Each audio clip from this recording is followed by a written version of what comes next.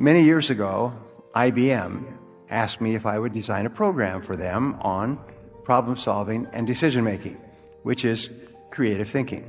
And this was a subject that I was very excited about, so I designed a beautiful one-day seminar for them, and they hired me, which was a great honor, and I gave this seminar all across the country to thousands of people from IBM. And what I learned was that the key to creative thinking is to ask questions. Questions act as what they call a provocation, or sort of like an electric shock. When you ask people really good questions, it shocks them mentally and they think with creative ideas. When you ask yourself creative questions, it actually shocks you into thinking new ideas. So some of the creative questions you can ask is you can say, why aren't I already at my goal? What is holding me back? Here's a great question used by the most successful companies, and the question is, what if? What if we did this? What if we did that? What if it was possible to do something else?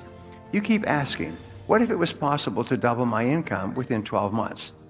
What would have to happen for me to go to where I am, to where I want to be, in less than 1 year? What if I could increase my productivity? What if I could learn a new skill? What if I could engage in a different activity? So you keep asking, what can I do? And you start to get all kinds of ideas. Now here's an interesting discovery as well. Once you decide upon your goal and you take the first step, you immediately trigger ideas. You instantly become creative when you have a written goal and a plan and you take the first step. It's almost like electrical sparks. They start to spark and they start to give you ideas on actions that you can take immediately to move towards your goal faster.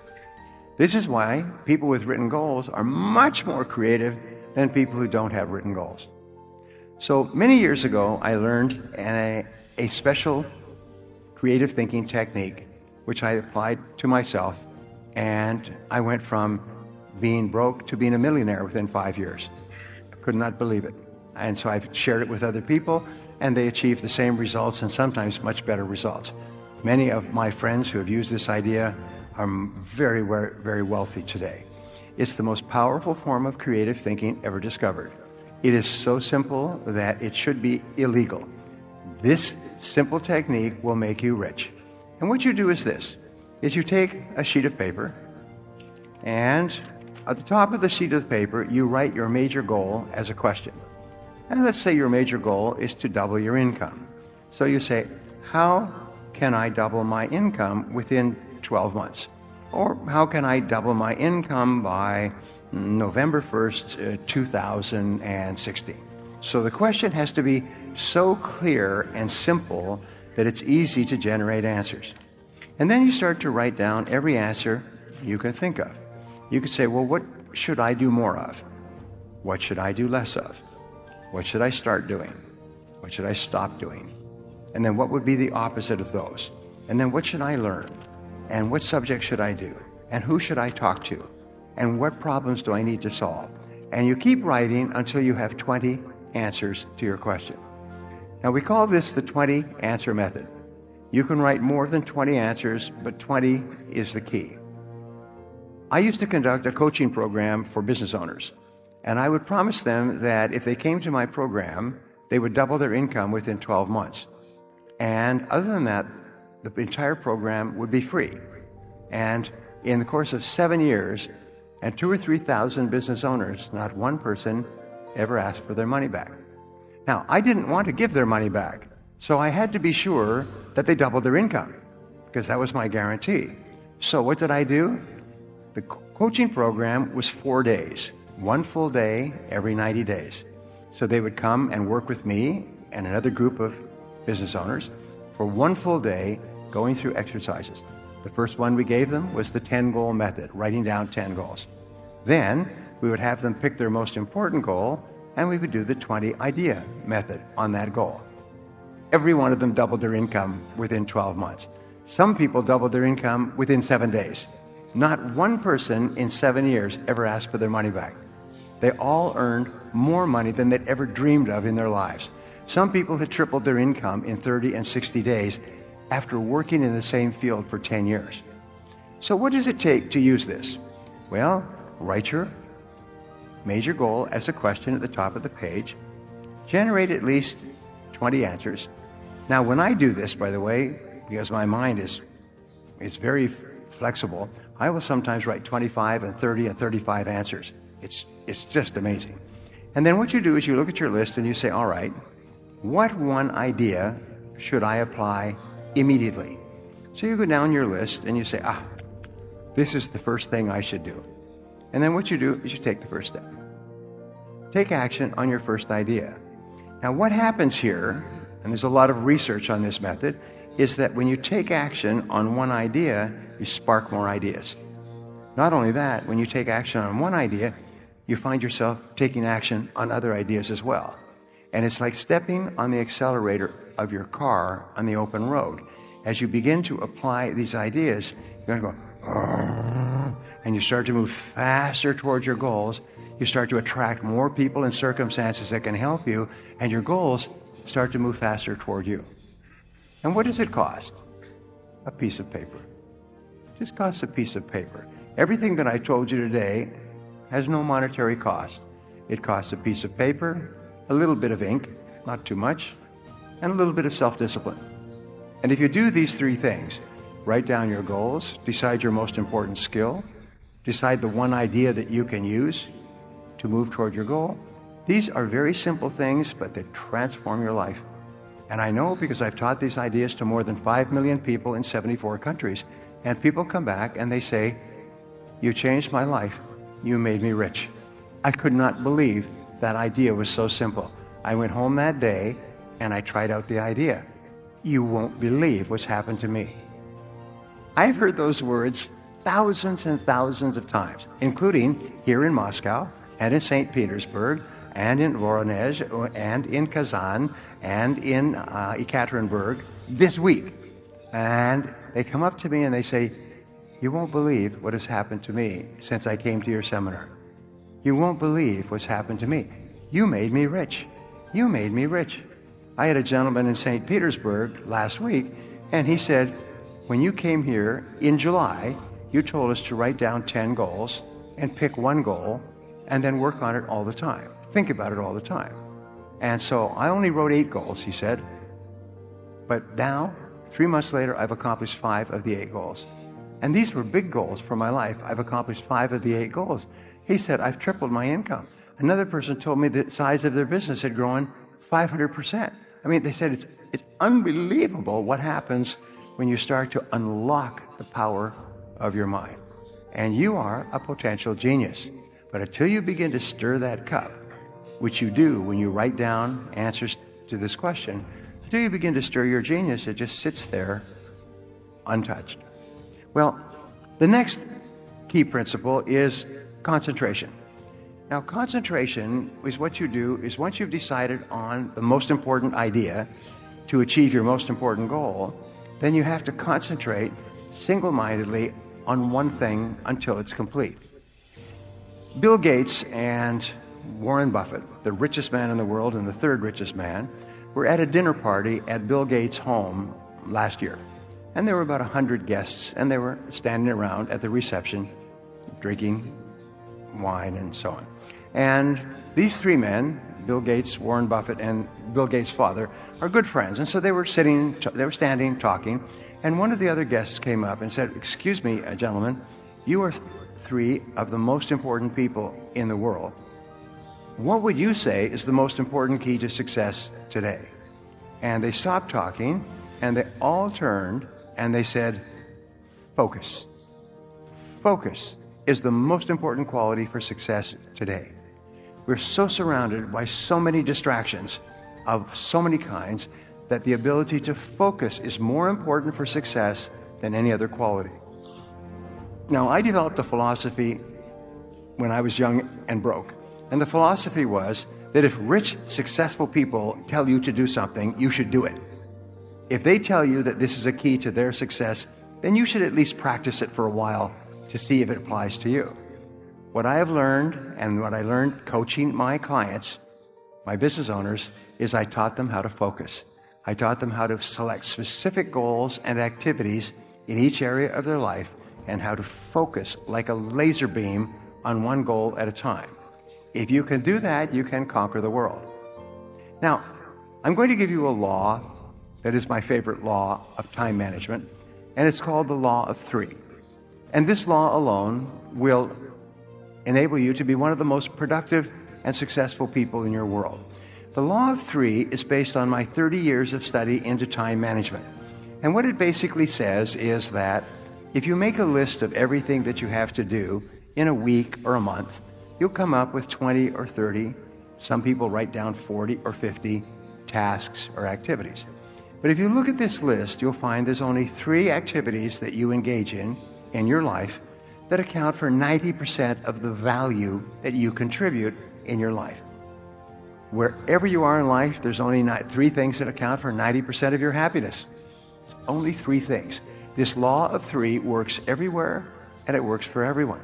It works if you're a doctor or an investment banker or a salesperson or a business owner or a student. Whatever, there's always 3. And so what you do is you make a list of everything you do, and then you ask 3 questions. Question number 1 is that if I could only do one thing on this list all day long, which one activity would have the greatest positive impact on my life? Or you could say, if I could only do one activity all day long, which one activity would help me to double my income faster than anything else?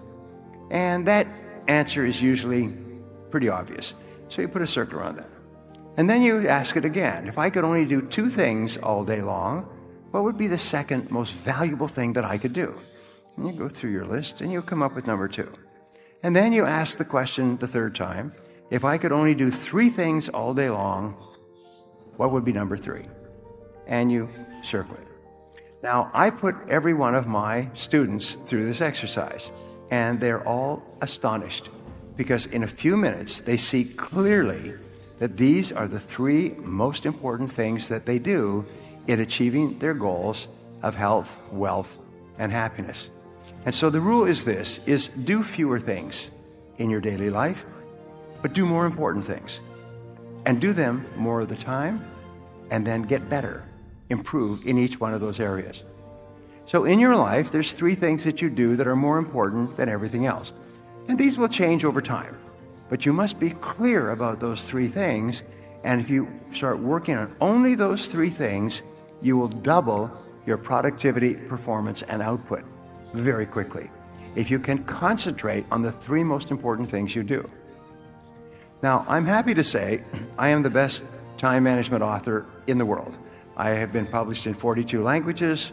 I've sold maybe 10 million copies of my books, including all over the Russian Federation. And I have found the most important time management or personal productivity principle of all. And I will share it with you. And it is this, is make a list of everything you do in the morning before you start work, and then select the one item on that list that's more important than any others in terms of potential consequences, and then start on that one task and then work on it 100% of the time until it's complete. Now, if you can do that, you can double and triple your productivity, become one of the highest paid and most respected people in your world. Select your most important task, start on it immediately, work on it 100% of the time until it's complete. Because here's what I discovered in 30 years of studying and writing books on time management, is that task completion is the key to success. It is not tasks that you work on, but it's only the tasks that you complete. If you're a student, it's completing your assignments and your reports. If you're a salesperson, it's completing the sales. If you're a business person, it's completing different transactions. Everything in life is completing tasks. Now here's a wonderful payoff. When you complete an important task, it gives you an increased sense of self-esteem and personal power. Your self-confidence goes up. You get more energy and more ideas. You feel happy about yourself. Whenever you complete a task, your brain gives you a rush of endorphins. And endorphins make you happy and more alert and more creative. They strengthen your immune system so that you're never sick. So you'll find that what successful people do is they're always starting and completing tasks. And especially they start and complete them on time. Now, what does this require? It requires our old friend and enemy, self-discipline. What other game is there? Part of this personal development challenge is to develop mentally. Learn, study, grow, change. It's what schooling is all about. And the human development takes time, incredible amounts of time. That's why we've taken the time for this seminar. It just takes time. Some things you can't cover in a 20-minute speech. You can't cover in a little 5-minute talk. It takes time. For humans, it seem like more time than any other life form, human beings. The little wildebeest in Africa, guess how much time it's got as soon as it's born to be able to run with the pack so it doesn't get eaten by the lions? Guess how much time it's got? A few minutes. Not hours, not days, minutes. Wow. But the human baby, wow. After 16 years, we're not sure. Right? Unbelievable amount of time it takes. So it does take time for personal development. It does take time for spiritual development, physical development. But here's also what takes time, and that's your mental development. Feeding the mind, nourishing the mind. Some people read so little, they got rickets of the mind. They couldn't give you a good, strong argument as to their own personal beliefs. I'm telling you, you got to be able to pick up those ideologies. You got to be able to pick up the philosophy. And here's the next part. You got to be able to defend it. If you can't defend your virtues, and if you can't defend your values, I'm telling you, even in the 90s, you'll fall prey to philosophies that are not in your best interest. You got to get yourself ready. And one of the ways you got to get ready is not just physical and not just spiritual. You got to get ready mentally. And this is where Shoaff went to work on me, to be ready mentally, to develop the philosophy and also be able to defend your virtues and your values. Don't be a follower, be a student. You'll be happy to know today we haven't come seeking disciples. We've got no movement for you to join. I'm just here to share some of my experiences, good ideas best I can. But I think that's good advice. Don't be a follower, be a student, right? Take advice, but not orders. Take information, but don't let somebody, order your life. Make sure what you do is the product of your own conclusion. Excellent note to make. Make sure what you do is the product of your own conclusion. Not to do what someone else says. Take what someone else says, process it, think about it, ponder it. If it makes you wonder, if it makes you think, then it's valuable. Then when you go take action, make sure that the action is not what somebody told you to do. Make sure the action is the product of your own conclusion. If you'll follow just a little bit of those simple guidelines, I'm telling you, the learning process can be speedy, swift, powerful. Your learning curve can go up, and then applying it to your business, your life, your family, conversations, equities of all kinds. You'll find some progress like I did that first 5 years when I met a teacher willing to share with me, turn my life around. Progress I couldn't believe happened for me. Develop the ability to reflect. Part of this is in the challenge when you go home, not to just put these notes away, but to get them out maybe fairly often over the next 30 days, 60 days, 90 days, just to review the notes, to drive the ideas a little deeper, to come up with a little more refinement. And if you go back over these notes, I promise you, there is something you will discover that you just didn't have the time to discover while you were taking the notes. That's why review is so important. Go back over it again, go back over it again. Here's what I call it, run the tapes again. The tape in your mind and the tape from your notes, and see if you can't capture something you might have missed. Or to develop an extension of something you got now that by going back over it now you can see, now I see. Here's what I could do with that might multiply the value of my life by 2, by 3, by 5. Here's a good time to reflect when the day is over. How did it go, and who did you see, and what did you say, and what mistakes did you make, and what did you leave out that you could correct tomorrow? Reflect at the end of the month. 30 days, that's when you usually do the accounting for your business and the company and the corporation. Do the accounting for your health. If you needed to lose weight, how many pounds have you lost? Just do a good reflective accounting. How did it go? Where did you stumble? What did you miss? What should you have thought of that you let pass? Who didn't you see? Just review the last 6 days. What went right? What went wrong? What's there? What's missing? Then here's what you do. Now plan the next 6 days. With this information of the last 6, plan the next 6. You will be absolutely surprised at the value and the productivity of your weeks if you'll start doing a little more of that. In another seminar I give, here's what I say, and this is good philosophy. It seems like opposites are in conflict and we are in the middle. Evil on one side, good on the other side. Illness on one side, good health on the other side. Darkness on one side, light on the other side. And they're in conflict. If you walk into a room that's dark and turn on the light, the darkness disappears and goes away. How far away does it go? Not very far. Waiting for a chance, what? To come back in. Move in, take over the territory. As light begins to lose its energy, darkness moves in. There's a war on. Here's what it's called. Push, shove. As we sit here, right? Good health plan is trying to defeat illness and drive it into a small corner. If you don't work on your good health plan, illness will drive your health into a small corner. It's called push and shove. In your bloodstream, there are red corpuscles to nourish like a mother and white corpuscles to fight and kill like a father. Thank God for white corpuscles that think negative all day. White corpuscles say, just show me some infection, I'll kill it.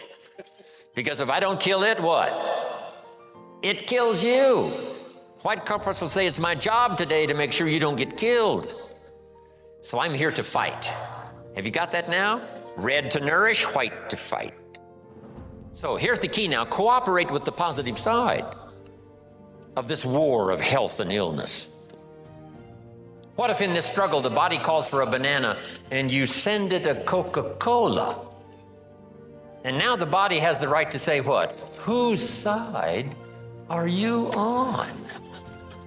I'm working day and night to drive illness into a small corner and keep you healthy, and you keep sending me the wrong stuff. Come on, just a little cooperation here and we can win this game. But see, if you don't do your push-ups, and what was that little voice in my hotel room this morning that said to me, Jim Rohn, you don't have to do your exercises this morning. You're running a little late. And this little creature on this shoulder almost talked me into it.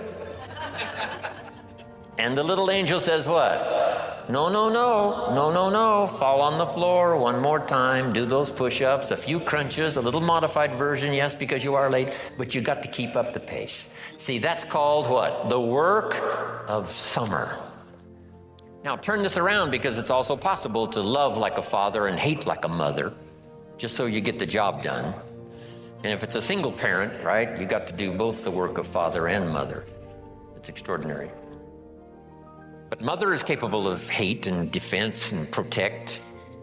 Because I think years ago, Papa was off providing, Mama was home protecting. So she developed these instincts of danger in order to protect her family. Women are good. Women are unusual. They have this antenna that picks up all the stuff, especially danger. In the middle of the night, the baby cries. Mama's awake. Papa sleeps.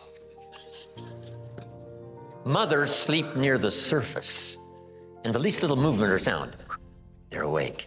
It's built in, the female mother, that instinct.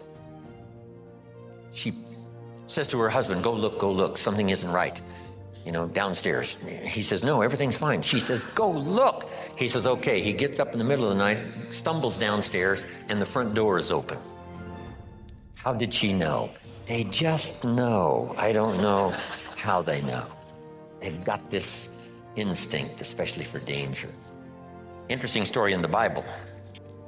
It says there are sheep and there are shepherds and there are wolves.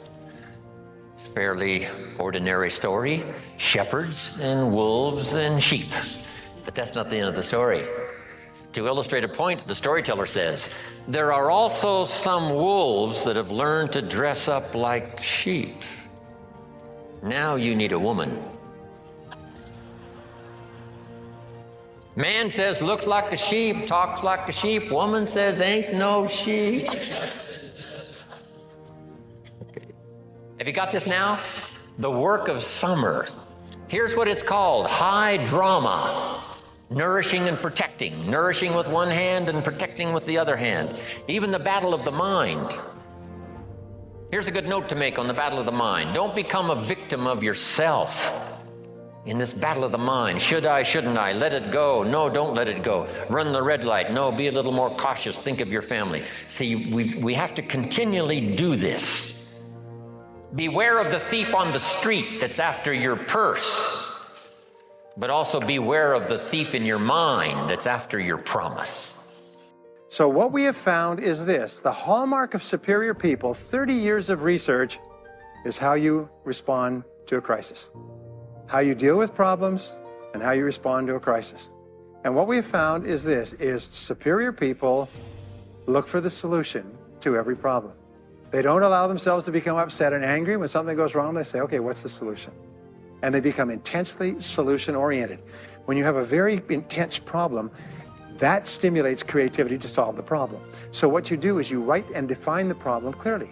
If you have a problem, you say, wait a minute, what is my problem? What is it that I'm worried about? And write it down. And the very act of defining a problem clearly often triggers the solution to the problem. One last technique that I want to give you with regard to your major definite purpose. And if you only do these two things as a result of our time together, they will transform your life. You've already identified the one goal that can have the greatest positive impact on your life. Now what you do is you take that goal and you write it at the top of a page in the form of a question. And you say, let us say your goal is to double your income. That could have a major impact on your life. You say, what are all the things that I could do to double my income in the next 12 months? Write it as a clear question. Even better, if you're earning $50,000 a year today, write, what could I do to earn $100,000 over the next 12 months? The more specific the question, the better. Then you devote yourself to writing 20 answers to this question. You must write a minimum of 20 answers. Work harder, work smarter, start earlier, stay later, change occupations, upgrade my skills, whatever it is, keep forcing yourself to write till you've written 20 answers. We call this mindstorming. The first 3 to 5 answers will be easy. The next 3 to 5 answers will be difficult. The last 10 answers will be incredibly difficult. But I have given this exercise to people who've gone on to become millionaires so many times I've lost track, because they often find that the 20th answer changes their whole life. And if you've ever done this once, it's absolutely staggering. More people have become millionaires with this simple idea of mindstorming, what I call the 20 idea method, than any other single method of creative thinking ever discovered. Once you've got your 20 answers, pick one answer and take action on it immediately. Once you've got, it doesn't matter what it is, just take one answer and take action on it, and that will keep you thinking and acting creatively all day long. The next key to becoming a self-made millionaire is to become an unshakable optimist. Unshakable optimist means that you think and talk about what you want most of the time. Optimists think and talk about what they want. They look for the good in every situation. They seek the valuable lesson. They're constantly feeding their mind with great ideas, which opens up new perspectives.